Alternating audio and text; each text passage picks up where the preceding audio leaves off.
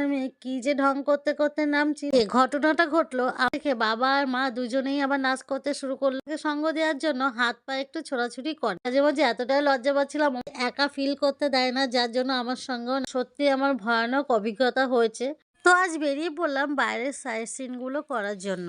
এখন আমরা কিছু ব্রেকফাস্ট করব। ব্রেকফাস্ট করার পরে তারপরে একবারে বেরোবো। তো হ্যালো বন্ধুরা, সবাই কেমন আছো? চলো আর একটা নতুন ভিডিওতে তোমাদের অনেক অনেক স্বাগত আর অনেক অনেক ভালোবাসা। তোমাদের সঙ্গে শেয়ার করছি যে আমরা তারাপীঠে এসে কি কি করছি, কি কোথায় কি যাচ্ছি, সবকিছুই তোমাদের সঙ্গে শেয়ার করছি। আর এখানে দেখো প্রথম দুটো সিঁড়ি আমরা খুব ভালোভাবে নেমে গেছি, আর যে পরের সিঁড়িগুলো আর মেয়ে কি যে ঢং করতে করতে নামছি সেটা তোমরা দেখতেই পাচ্ছ।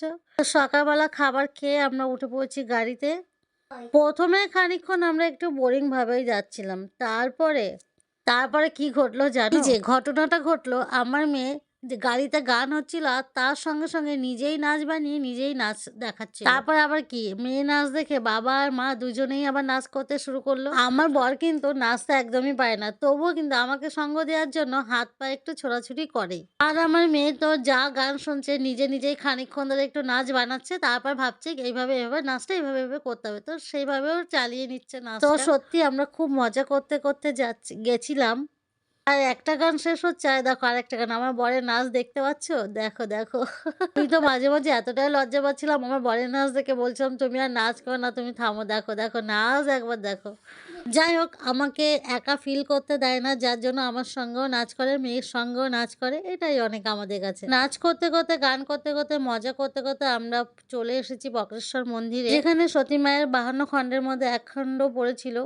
এটা দেখো সতী কুণ্ড, এখানে সবসময় জল ফুটতে থাকে। দেখো তোমরা দেখে বুঝতে পারবে এখানে জল কন্টিনিউ ফুটছে আর ধোঁয়া উঠছে। এতটা বড় কুণ্ড, কিন্তু প্রতি জায়গায় তোমরা দেখো দূরে দেখতে পাবে যে সব জায়গায় কিন্তু জল ফুটছে। এখানে আমি হাত দিয়ে চেকও করে নিচ্ছিলাম যে জলটা কতটা গরম। তো তারপর মায়ের দর্শন হয়ে গেছে। আর রাস্তার পাশে দেখো অনেক দোকান বসেছে, এখানে বিভিন্ন রকম জিনিস, পুজোর সামগ্রী এখানে পাওয়া যায়। তোমরা তারাপীঠে আসলে এই সাইট সিন গুলো কিন্তু অবশ্যই করো। আবারও আমরা গাড়িতে উঠে পড়লাম। এখন আমরা যাব স্পেশাল জায়গা, আর সেখানে গিয়ে সত্যি আমার ভয়ানক অভিজ্ঞতা হয়েছে। আর সেটা কোথায় আর আমার কিরকম ভয়ানক অভিজ্ঞতা হলো সবটাই আমি শেয়ার করব পরের ভিডিওতে। তো চলো আজকের মতো টাটা।